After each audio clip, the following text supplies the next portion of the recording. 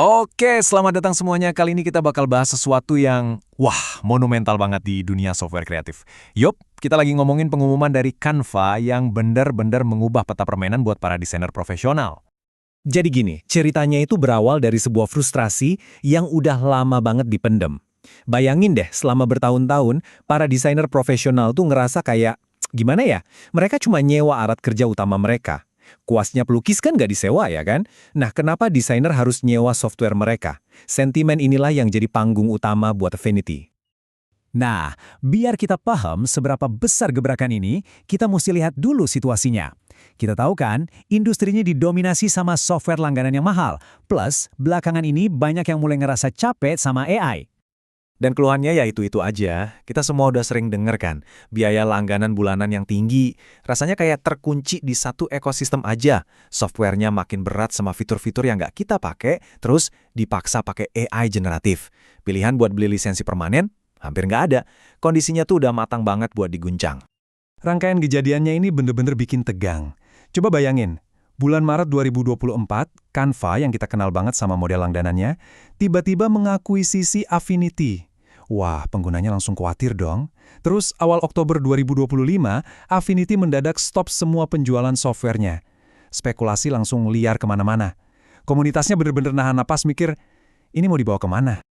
Waktu itu, komunitas Affinity udah siap-siap sama skenario terburuk. Mereka takut banget model yang mereka suka, beli sekali, pakai selamanya, bakal hilang gitu aja. Tapi, apa yang terjadi selanjutnya, itu di luar dugaan semua orang.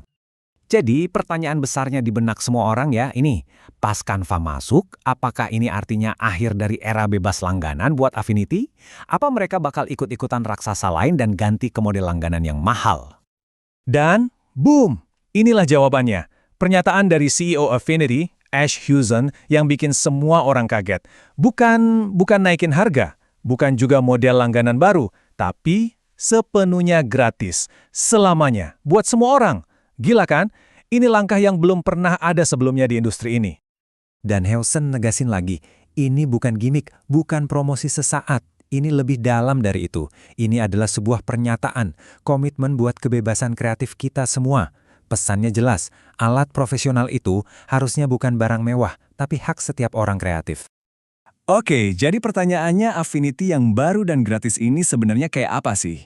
Yuk kita bedah apa aja yang ditawarin buat para profesional. Perubahan paling besarnya, mereka menggabungkan semuanya. Jadi Affinity Photo, Designer, sama Publisher yang tadinya aplikasi terpisah, sekarang dilebur jadi satu. Satu aplikasi tunggal, tapi di dalamnya ada studio-studio yang beda buat tiap tugas. Tujuannya? Biar alur kerjanya jauh lebih lancar. Manfaat utamanya ya ini. Nggak ada lagi yang namanya gesekan dalam kerja. Nggak perlu lagi tuh ekspor-impor antar aplikasi yang jujur aja suka bikin mood kreatif buyar. Sekarang, kalian bisa pindah dari edit foto berbasis pixel ke desain vektor atau ke layout, semuanya cuma dengan satu klik. Di jendela yang sama, alur kerjanya jadi mulus banget. Dan tenang aja, kekuatan profesionalnya Affinity nggak hilang. Semua yang jadi andalan kita, kecepatannya, kontrolnya, presisinya, itu semua nggak cuma dipertahanin, tapi malah ditingkatin. Plus, ada tambahan alat-alat baru yang keren, kayak Image Trees yang udah lama banget diminta sama komunitas. Buat nunjukin seberapa gilanya engine baru ini, mereka bilang kita bisa ngezoom sampai 10 juta %. 10 juta! Tanpa nge-lag sama sekali. Bayangin, kita bisa nanganin ribuan layer dengan presisi sampai ke level pixel. Oke, ini pasti langsung muncul di kepala kita semua kan? Pertanyaan besarnya, gimana caranya model bisnis ini bisa jalan? Gimana Canva bisa dapat duit dari sesuatu yang mereka kasih gratis?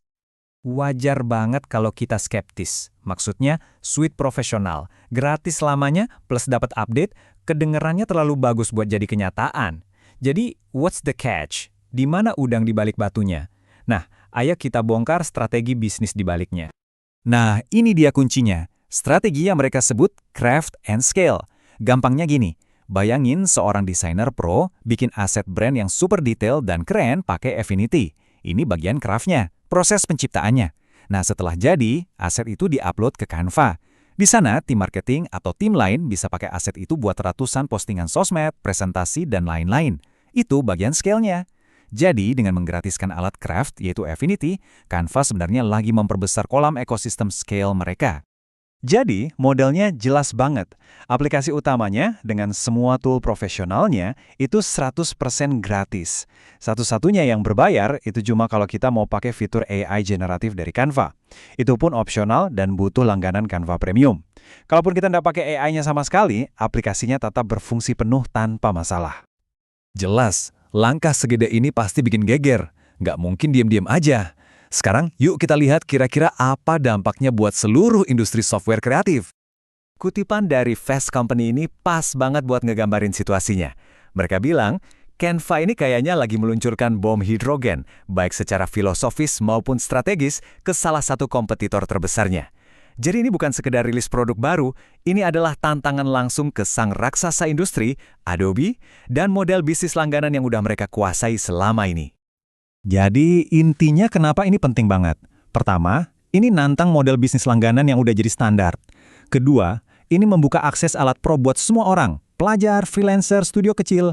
Ketiga, ini menghargai kita yang mungkin capek sama AI dengan ngebuatnya opsional.